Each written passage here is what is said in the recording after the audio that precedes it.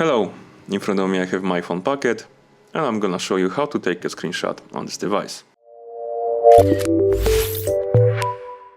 Let's start by going to the screen we want to capture. For example, let's open the Google Chrome.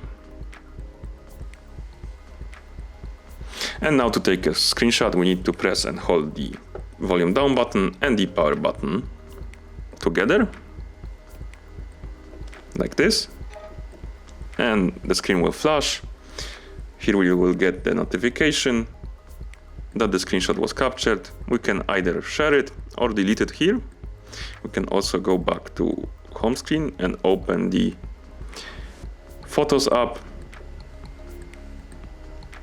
And here we have screenshots album. And as you can see, here we have our screenshot. We can also take the screenshot another way. And to do it, let's just swipe downwards from the top of the screen twice to open the quick panel, and here let's swipe left and find the screenshot icon.